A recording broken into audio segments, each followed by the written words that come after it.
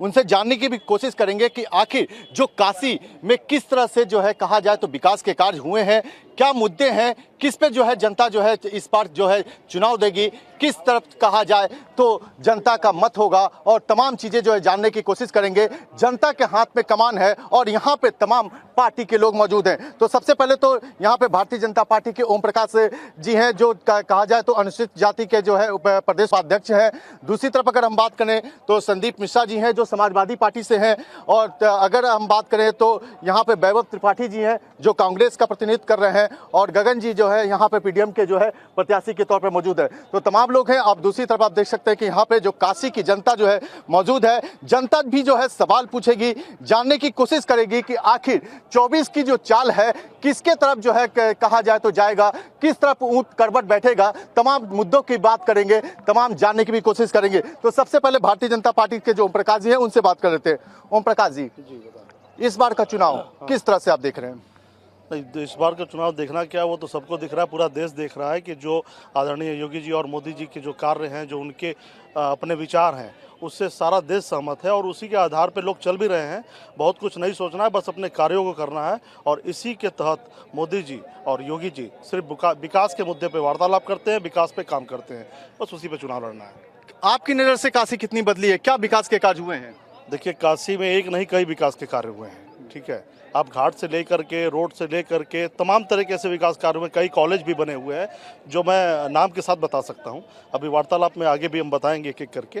विकास के कार्य काफ़ी हुए हैं और काशी में एक नहीं कई कार्य देखने को मिलेगा, जो कि कभी ऐसा भी होता था कि किसी दूरी को तय करने के लिए कई घंटों लगते थे। आज 10 मिनट में आप उस दूरी को तय कर सकते हैं, ऐसा विकास हुआ है। संदीप जी, ओम प्रकाश जी के अनुसार काशी में काफ़ी विकास हुआ है। आप सपा के नज़रिए से इसे किसे देख रहे हैं? ये जो विकास हुआ है कॉस्मेटिक विकास है। जैसे किसी लड़की को आप ब्यूटी पार्लर में भेजेंगे तो सज धज की निकलती है तो अच्छी लगती है, बात समझ रहे ना। ये सिर्फ कॉस्मेटिक विकास इन्होंने किया है। जैसा अभी इन्होंने कहते ना भाजपा खाली झूठ पे जीत रहे हैं। अभी इन्होंने कहा कि कॉलेजेस बने हैं, सिर्फ एक कॉलेज का नाम बता दें बनारस के अंदर कि इन्होंने विकास कॉलेज बनवाया, पहला चीज़, ठीक है। और रतीबादी विकास की बात करते हैं, मैं बताना चाहता हूँ बनारस काशी के लोग बड़े हृदय से, बड़े बड़े विशाल हृदय वाले होते हैं और बड़े प्रेमी होते हैं। उनको कोई आगे अपने बातों में फंसा ले, वो बेचारे फंस भी जाते हैं, क्योंकि बहुत नरम दिल के होते हैं। और उसी प्रकार से गुजरात का एक बहरूपिया आया बनारस में आने के बाद काशी के लोगों के साथ छल किया। छल हम आपको बता दे रहे हैं कि बनारस की जनता ने भारतीय जनता पार्टी पे विश्वास करके बनारस में 8 विधायक दिया, बनारस में मेयर दिया, बनारस का सांसद, देश का प्रधानमंत्री दिया। उसके बाद भी मैं आपसे कह रहा हूँ, विकास की बात करते, पूरी बात हो जाने दीजिएगा।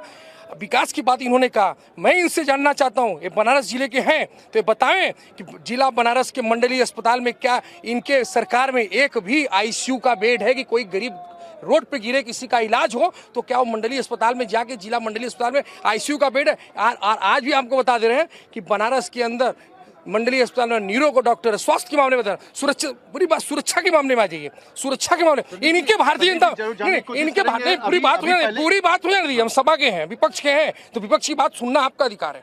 हम सुरक्षा के मामले में आइए तो इनके भाजपा के गुंडे लोग बनारस के गोदोलिया चौराहे पर एक दरोगा की, जो हम लोग की सुरक्षा करता है, जो हम लोग की सुरक्षा में लगा रहता है, गोदोलिया चौराहे पर दरोगा सिपाही को लातों घूसों से मारते हैं।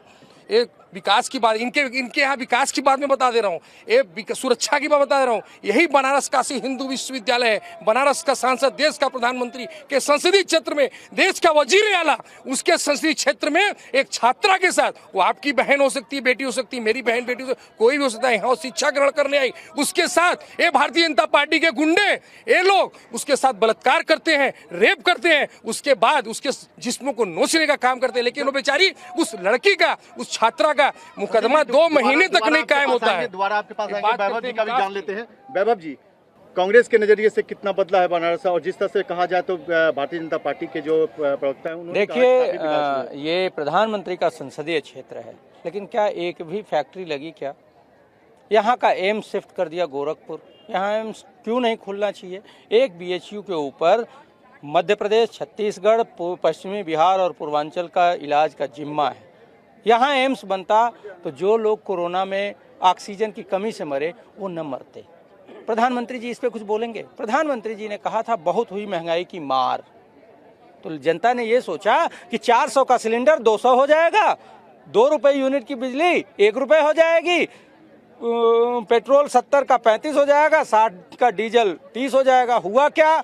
400 का सिलेंडर 1200 पार हो गया, 70 का पेट्रोल चले गया 100। इन सभी मुद्दों पे क्यों नहीं बात करते? 2 करोड़ रोजगार सालाना देने की बात कही थी मोदी जी ने। 20 करोड़ लोगों को रोजगार अगर इन्होंने दिया होता तो ये जो घूम घूम यूएन तक देश को बदनाम किया है प्रधानमंत्री मोदी जी ने, 80 करोड़ लोगों को 5 किलो चावल की लाइन में नहीं खड़ा होना पड़ता। लेकिन बड़ी बेशर्मी के साथ ये अपनी विफलताओं को भी कहते हैं कि हमारी वजह से। इनके एक मंत्री कहते हैं कि डॉलर अगर मजबूत हो रहा है, रुपया गिर रहा है तो ये तो अच्छी बात है। तो इतना ही ज्ञान है जितना ज्ञान प्रधानमंत्री जी को। मैं थोड़ा सा, प्रधानमंत्री जी ने एक बार और कही थी कि उसी देश की करेंसी गिरती है जिस देश का प्रधानमंत्री गिरा हुआ हो। हम ये नहीं कह सकते क्योंकि हमारे संस्कार नहीं है, प्रधानमंत्री कह सकते हैं।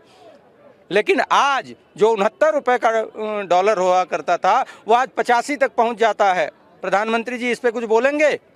अफगानिस्तान की करेंसी हमसे, जिस अफगानिस्तान को हमने पैसा देके बसाया, वहां हमने बहुत सारे इंफ्रास्ट्रक्चर के प्रोजेक्ट किए जिससे वहां लोकतंत्र बहाली हो सके, वो हमसे आगे चले जाता है। बांग्लादेश की प्रति व्यक्ति आय हमसे ज्यादा हो जाती है।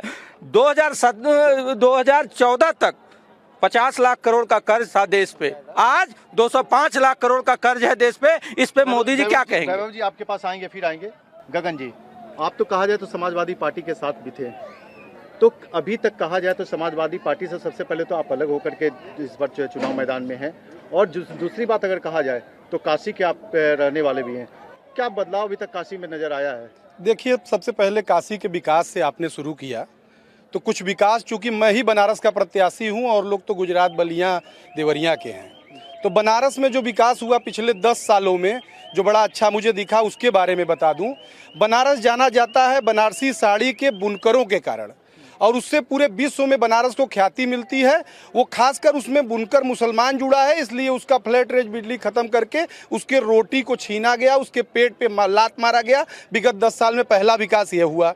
दूसरा विकास हमारा बनारस पिछड़ी जाति के किसानों के कारण जाना जाता है।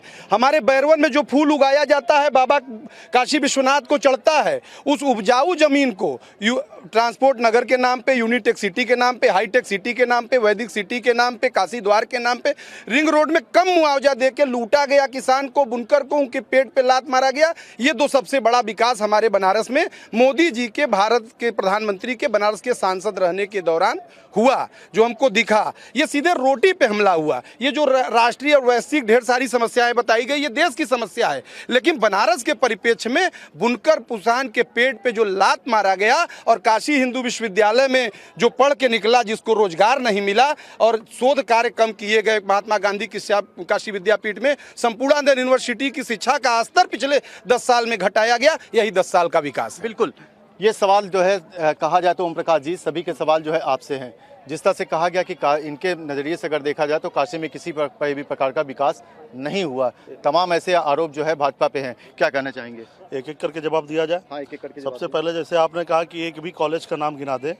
जो लोग यहाँ बनारस के रहने वाले हैं, वो बखूबी जानते होंगे कि एक JW चुनाव होकर रोड जाता है, जहाँ बीच में एक स्थान पड़ता है बनारस का ही कड़सरा, जहाँ पे 2 कॉलेज अभी 6 महीने में उद्घाटन हुए हैं और बड़े गवर्नमेंट के कॉलेज हुए हैं।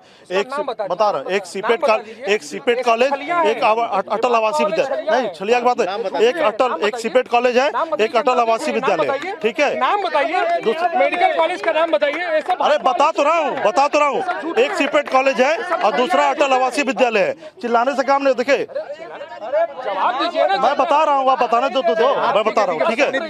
कॉलेज का नाम बताइए। संदीप जी जानते हैं, बता रहे हैं। अपनी बड़प्पन तब होता है कि जब सामने वाला आपको मौका, अरे बता तो रहा हूँ यार, एक मिनट, ठीक है। बता तो दिया, 2 कॉलेज, आप कैसे बताऊं? एक अटल आवासीय विद्यालय और दूसरा सीपेट का, बता रहा हूँ, ठीक है। आप जाके देख लो। और जिस दिन गंजारी स्टेडियम का उद्घाटन हुआ था, न्यू रखा गया था, अरे ये सब छलिया है। अटल आवासीय विद्यालय 2 बार मैंने बताया। कॉलेज का नाम बताइए ना। अरे मेडिकल कॉलेज, इंजीनियरिंग कॉलेज, कोई ठीक है। इसके अलावा ये मेडिकल कॉलेज, इंजीनियरिंग खाली कॉस्मेटिक रहा, लिपस्टिक लगा, खाली कॉस्मेटिक विकास। देखिए, जब आप बोल रहे थे, मैं बता रहा हूँ, जब चिल्लाने से काम नहीं होगा। देखिए आप गुंडागर्दी की बात करते हैं, सुन लीजिए हाँ जी बताइए, हाँ हाँ हाँ बताएं। इस तरह से वार्तालाप नहीं होता है। आप जब बोल रहे थे मैं पूरा मौका दिया हूँ, मैं एकदम से, चूंकि हम लोगों को बहस करना नहीं आता। आप गुंडा की उपाधि देख रहे हैं और गुंडे की उपाधि किसको मिला ये भी लोग जानते हैं, ठीक है। कौन आया ये भी नहीं अरे नहीं देखिए, ये देखिए व्यक्तिगत बात हो गई। आप ये भी जानिए कि मैं राजनीति के अलावा भी क्या चीज हूँ, ठीक है। अगर सिक्योरिटी लेके आदमी चल रहा है तो सिक्योरिटी का मतलब सिर्फ राजनीतिक नहीं होता है, ठीक है। मेन मुद्दे पे आप पूछे, एक तो मैं कॉलेज का नाम बता दिया, कहाँ नाम बताया? बताया आपके नाम बताइए ना। मैं बताया कहाँ बताया? आपको, वही जो मैं बता रहा हूँ बताया, ठीक है। नाम बताइए, फिर से बता दिए, नाम बता दीजिए, कॉलेज का नाम बताइए। एक मैंने बोला इंजीनियरिंग कॉलेज सिपेट बना है, नाम बताइए ना। अरे नाम बता तो रहा हूँ, सिपेट। एक समय ऐसा होता था कि अगर कचहरी जाना हो या फिर हमें बाबतपुर जाना हो या फिर हमें लखनऊ जाना हो तो अंधरा पुल और आपके ये कैंट का जो एरिया पड़ता है, इसके बाद से कचहरी का एरिया पड़ता है, उसको पार करने में घंटों लग जाते थे। आज आप देख लीजिए फुलवरिया 4 लेन बनने के बाद जो दूरी है, जो घंटों की दूरी है, वो सिर्फ 8 से 10 मिनट की रह गई है। समाजवादी सरकार के प्रस्ताव में था। मैं बता, ठीक है, आप समाजवादी सरकार सुनिए, एक मिनट, समाजवादी की भी बात करता हूँ भैया, एक मिनट भाई। मैं अपने समाजवादी सहयोगी से कहता हूँ थोड़ा मेरी भी बात सुन लें। मदन भाई इतना लंबा समय अच्छा सुनिए, देखिए संदीप जी, सुनिए संदीप जी, ऐसा है कि जिस तरह से अगर कहा जाए तो ओम प्रकाश जी ने कहा कि तमाम विकास के उन्होंने कहा दिखाया, सड़कें जो है कहा जाए तो काफी लंबी चौड़ी हो गई हैं। बाबतपुर से जब आप यहाँ पे आते हैं तो मात्र जो है 20 मिनट में पहुंच जाते हैं, जो पहले एक घंटे से ज्यादा समय लगता था। विश्वनाथ कॉरिडोर की बात की कि काफी अब जो है उसमें हो गया, पर्यटक यहाँ पे बढ़े हैं, ठीक है, यहाँ के आसपास के लोगों को रोजगार मिला है, और आप कह रहे हैं कि कुछ हुआ ही नहीं है। पता चलल कि हमार बाबू खूब कमात गुन रजा, हाँ, घरे दाल रोटी ना खाए के, हम सड़क लेके चाटब, हम बड़का विकास मंदिर लेके चाटब, जब हमारे घरे रोटियां दाल रोटी नमक न रही, जब हमारे घरे लोग बेरोजगार रही हैं, जब हमारे पहले कोई व्यापार न रही, तो हम मंदिर रोड सड़क लेके चाटब। हमके भोजन चाहिए ना, 2 वक्त का रोटी चाहिए ना, अपने बच्चा के स्कूल में फीस जमा करके चाहिए ना। गलत क्या बताइए? इनसे पूछिए कि इंडस्ट्री, इन्होंने एक भी इंडस्ट्री बनारस के अंदर दिया। एक सवाल जनता से भी जान लेते हैं, जनता से जान लेते हैं। भैया एक मिनट, हाँ जनता से जान लेते हैं, किससे बताइए। देखिए, मैं भाजपा के प्रवक्ता जी से मैं पूछना चाहता हूँ, मैं इंफॉर्मेशन टेक्नोलॉजी CSIT का स्टूडेंट हूँ, रह चुका हूँ, यही वाराणसी से डिप्लोमा किया हूँ एम्बिशन से। आज तक मुझे रोजगार नहीं मिला, क्यों? 2 साल हो गए मुझे पास आउट हुए। मदरसन जैसी कंपनियां आती हैं, वैकेंसी के नाम पे झुंझुना पकड़ा के चली जाती हैं। आखिरकार बनारस को हाईटेक कब बनाएंगे ये लोग?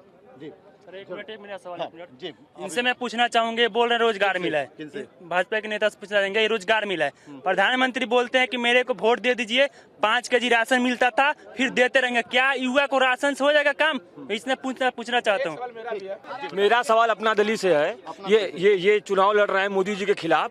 ये इनके 5 विधानसभा है इनके क्षेत्र में। सवाल ये है कि सेवापुरी रोहनिया विधानसभा तो ये जीत रहे हैं, बाकी 3 विधानसभा कैसे जीतेंगे? सवाल पूछे, मुद्दे पे आइए। यही मुद्दा है मेरा सवाल, कैसे जीतेंगे ये मोदी जी के खिलाफ? कैसे जीतेंगे आप बताइए, कैसे जीतेंगे? देखिए, रोहनिया सेवापुरी तो हमारा आधार क्षेत्र है, वहाँ हम विधायक बना चुके हैं, वहाँ हम आगे चल रहे हैं। वो अपने सवाल में ही स्वीकार कर लिए। उनका कहना है कि आप शहर में कमजोर हैं। अभी शहर में हमारे गठबंधन में ओवैसी साहब हैं और प्रगतिशील मानव समाज पार्टी है। पहली बनारस में हमने ओवैसी की सभा बुनकर कॉलोनी के मैदान में कराया। आपने देखा लोगों के ऊपर लोग चढ़ गए। तो आज किसान के साथ बुनकर जुड़ गया है और अब बनारस की तरफ भी आगे बढ़ रहा है और जीत रहे हैं। कुछ एक सवाल इनसे पूछ ले जो जनता ने पूछा था, पहले पूछ लेते हैं। इन्होंने बताया रोजगार को लेकर के जो सवाल खड़ा किए हैं, आपने सुना क्या है? देखिए, देश को 5 किलो राशन, 5 किलो जो राशन है वो युवाओं को नहीं दिया जा रहा है, ठीक है। वो ऐसे परिवार के लिए है जिनको उसकी जरूरत है, जो गरीबी से तब भी जूझ रहे थे जब सरकार सपा की थी। सुन लीजिए, जब हाँ बताइए। आज के देश में 80 करोड़ लोगों को रोजगार की आवश्यकता है। यहाँ पर 80 करोड़ लोगों को 5 केजी राशन देने की जरूरत पड़े। क्या है, हमारे देश का पॉपुलेशन 140 है, उसमें से अगर 80 करोड़ लोगों को रोजगार के अलावा हम उसको राशन देंगे तो 60 करोड़ लोग ही को रोजगार आवश्यकता है। बताइए मेरे को। 80 करोड़ बताइए, इसे जवाब देखिए, 140 करोड़ जनसंख्या की अगर बात किया जाए तो उसमें बूढ़े, बच्चे, महिलाएं सब आता है। अब आप हमें ये बताएं कि 140 करोड़ जनसंख्या में क्या 80 करोड़ जो आप बोल रहे हैं कि 80 करोड़ को राशन मिलता है, 60 करोड़ को नहीं मिलता है, तो उसमें युवा कितने हैं, रोजगार की जरूरत कितनी है, ये आंकड़ा आपको पता है? वो युवा, उसका सवाल ये है कि 5 किलो राशन आप 80 करोड़ लोगों को दे रहे हैं, मोदी जी का एक वादा था 2 करोड़ रोजगार हर साल। 20 करोड़ लोगों को अगर रोजगार दे पाए होते मोदी जी, तो 5 लोगों का फैमिली साइज होता है, वो 100 करोड़ लोग स्वाभिमान से जी रहे होते, राशन खरीद के खा रहे होते। युवा का सवाल ये है कि हमको राशन नहीं, हमको रोजगार चाहिए, और मोदी जी फेल हुए हैं। 13 करोड़ लोग बेरोजगार हुए हैं। इंटरनेशनल लेबर ऑर्गेनाइजेशन का एक डेटा आया है कि 83% युवा भारत में जो शिक्षित है लेकिन वो बेरोजगार है। बहुत सारे युवा तो अब रोजगार ढूंढना बंद कर चुके हैं। इतनी निराशा है इस मोदी सरकार में। क्यों ओम प्रकाश जी, कहा जाए तो क्या जो आरोप है और चाहे जनता के भी जो सवाल हैं रोजगार को लेकर के, तो इसमें तो कहीं देखिए 100% किसी काम को करना तो किसी सरकार की बस की बात नहीं है। बहुत से युवाओं को रोजगार मिला है, काफी युवाओं को रोजगार मिला है। काफी सरकार में होता है। पेपर लीक हो गया तो आपको योगी जी का बयान भी पता होगा। पेपर लीक होने के बाद उन्होंने कहा था पेपर लीक हुआ है, उससे आप लोग घबराइए नहीं, पुनः मैं उसका परीक्षा करवाऊंगा और उसी आधार पे करवाऊंगा, दोबारा किसी को कुछ एक्स्ट्रा करने की जरूरत नहीं है। बताएं। ये हमारा ये भारतीय जनता पार्टी के भाई प्रवक्ता से हम पूछना चाहते हैं, प्रधानमंत्री जैसे पद है और वो उनसे झूठ बोलते हैं, वो शोभा नहीं देता। उन्होंने कहा था, नहीं हम बोल दे रहे हैं, आप सुनिए। अब मेरा सवाल है कि वो आते हैं, जब भारत के प्रधानमंत्री बन जाते हैं, यहाँ से सांसद बन जाते हैं, तो वो हर गाँव में हर सांसदों को बोलते हैं गाँव गोद ले लिया जाए। हम ये कहते हैं कि 10 साल वो प्रधानमंत्री रहे, ये भाई साहब 10 गाँव का नाम बता दें कि कौन सा गाँव वाराणसी में उन्होंने गोद लिया, ये बता दें। मैंने शुरू में ही, भाई साहब का सवाल बहुत अच्छा है, भाई साहब का सवाल बहुत अच्छा इनसे था, भाजपा के लोगों से। मैंने शुरू में ही बोला कि भाजपा वाले बड़ी छलियां हैं। आप सोचिए, अभी कुछ दिन पहले आए, बोले गंगा मैया, इसके पहले आए तो बोले माँ गंगा ने मुझे बुलाया, अब इस बार आए तो कहे मुझे माँ गंगा ने गोद ले लिया है। बात समझिए। और माँ गंगा की हालात आप स्वयं सामने देख रहे हैं, और 80 से सीधे नाला बह के माँ गंगा के नदियों में गिरता है, और कहते हैं कि माँ, सुनिए, माँ गंगा ने हमें बुलाया। और सुनिए दूसरी चीज, उसके बाद मैं आपसे कहता हूँ, आप छल कर रहे हैं, लेकिन माँ गंगा जानती है। माँ गंगा को पता है कि हमारे कोख में पैदा होने वाला कौन है, वो अजय राय है। काशी की धरती में पैदा होने वाला कौन है, अजय राय है। और अजय राय गरीबों का मसीहों का, सुनिए, दुख का साथी है, वो दुख का साथी है। अजय राय जी गरीबों के दुख के साथी हैं, और इसी माँ गंगा के कोख में पले हैं, बड़े हैं, यहीं से शिक्षा दीक्षा ग्रहण की है, और काशी पुत्र है। वो फर्जी नकली तरीके से नहीं भूमिका बना रहे हैं। जानते हैं, आरोप लगाया जा रहा है, क्या आपने गौर किया होगा कि जब कोई, मैं बोल रहा हूँ, जब कोई नेता अपनी बात को रखता है तो एक के अंदर शालीनता होता है, एक के अंदर उग्रता होता है। और जब भी कोई बड़ा नेता अपनी बात को रखता है, बड़ी शालीनता से बात करता है। आप गौर करें, जब ये लोग बोल रहे हैं तो मैं सुन रहा हूँ, ठीक है, और ये सुनेंगे नहीं, सुनने का मतलब कमजोर नहीं होता है। आपने छल किया है मणिपुर में, देखिए, मणिपुर में लड़की को गुंडागर्दी, घुमाया है। सुनिए, गुंडागर्दी की बात आती है तो सबसे ज्यादा गुंडागर्दी किसके राज्य में बढ़ता है आपको पता है? अभी 6 साल की बिटिया के साथ 100% डाक तो लाइबा भी नहीं मिटा पाएगा, वो तो मोदी जी, योगी जी हैं। फिर भी क्राइम काफी हद तक कम हुआ है। अगर साल 2 साल में अगर खुदा न खास्ता कोई एक क्राइम हो जाता, आप उसे क्राइम मानते हैं? आप वो दिन भूल गए जिस समय मैं बता रहा हूँ, जब हर दिन क्राइम होता था। किसी की हो, चाहे इनकी हो, तो क्राइम तो क्राइम है, लेकिन आप वो दिन भूल गए जब डेली आप लोगों के राज्य में क्राइम होता था, पर डे बलात्कार होता था, जगह जगह बलात्कार होता था। 7 बजे को सुनिए, 7 बजे के बाद घर से निकलना दुश्वार हो जाता था लोगों का। ये लोग क्या बात करेंगे? गुंडागर्दी की बात करते हैं। एक सवाल जो भाई साहब ने पूछा था कि 10 गांव नहीं, एक सांसद को एक गांव लेना था कि 10 गांव लेना था, आप ही बताएं। वो जयापुर उन्होंने गोद लिया हुआ है, पर प्रत्येक सांसद को एक लेना था, जयापुर गांव उन्होंने लिया, एक गांव लेना था, एक सांसद को एक गांव। आप गलत। 10 साल प्रधानमंत्री है तो 10 गांव लिए हैं, इनसे पूछिए, एक ही गांव लिए हैं, ठीक है। नहीं, आप चलिए, आप कोई नहीं, दूसरी तरफ जनता से भी कुछ और भी सवाल कर लेते हैं। भैया ये बताइए कि भाजपा के अलावा समाजवादी पार्टी से भी किसी का या कांग्रेस से भी कोई सवाल है? हमको इनसे पीडीएम वाले से, अपना दल वाले से सवाल करना है। सर, ये अपना दल के प्रत्याशी हैं, इनके ऊपर आपराधिक मुकदमे है, गैंगस्टर भी लगा हुआ है, ये जेल भी जा चुके हैं। ये केवल देहात में जीत रहे हैं, शहर में कैसे जीतेंगे? इनका हवा निकाल देंगे हम लोग। बताइए। देखिए, ये सवाल अब मुकदमों और जेल पे आ गया, तो अब बताना जरूरी हो गया है कि गगन यादव 2008 में जब जेल गए बुनकर कोटवा के बुनकर कॉलोनियों में बकरीद पे तलाशी कराई जा रहा थी बसपा की सरकार थी, श्रीपति मिश्रा आरएसएस का गुंडा, और वहां जब पुलिस की लाठी कमर के ऊपर उठी और गगन यादव ने पकड़ा तो गगन यादव को जेल भेजा गया। लेकिन वहीं एक हमारे हाफ पैंट के ऊपर गांधी टोपी लगा के लड़ रहे हैं, वो लौरा बीर में होटल वाले से रंगदारी मांगते हैं, तब उनको जेल भेजा जाता है। मुगल सराय में वो छिनैती के मुकदमे में जेल जाते हैं, अब बात मुकदमों पे आ गई है। सबसे बड़ी चीज है कि देखिए चुनावी माहौल चल रहा है और इस समय अगर बात किया जाए तो मुद्दों पे बात हो तो ज्यादा से उसमें होगी, तमाम किसी भी कहा जाए तो उसमें नहीं। एक मिनट समय, हाँ देखिए मेरा सवाल सीधा सरकार से है। शहर बनारस में राज्य सरकार और केंद्र सरकार के द्वारा कई हॉस्पिटलें चलाई जा रही हैं जिसमें बेड की संख्या अभी तक नहीं बढ़ी, जिसमें राज्य सरकार के अंतर्गत मांडली चिकित्सालय के अंतर्गत आप उठाकर देख लीजिए कोई नई भर्ती नहीं की गई, मशीनें सड़ रही हैं। सपा के कार्यकाल में भी एक से बढ़कर एक आधुनिक मशीनें आई लेकिन अभी तक वो बंद की गई हैं, उस पर आप क्या कहते हैं बताइए। बिल्कुल बताइए आप। ओम प्रकाश जी, ओम प्रकाश जी सवाल। देखिए उनके कुछ सवालों से मैं सहमत हूं। जैसे उन्होंने कहा था कि अस्पताल और बेड या मशीनों की बात किया, अगर ये चीज़ें हैं, चूँकि उसकी जानकारी मुझे भरपूर नहीं है और ऐसी जानकारी है चूँकि देखिए ये लोग जानकारी नहीं है। सबसे बड़ी कमी जानते हैं क्या है? बड़प्पन उसको दिखाया जाता है कि जो आपकी बातों को सुने और समझे। आप 4 लोग हैं, मैं जब बोलने की कोशिश कर रहा हूं तो आप लोग उसका विरोध कर रहे हैं, जवाब भी मांग रहे हैं, जवाब सुन भी नहीं रहे हैं।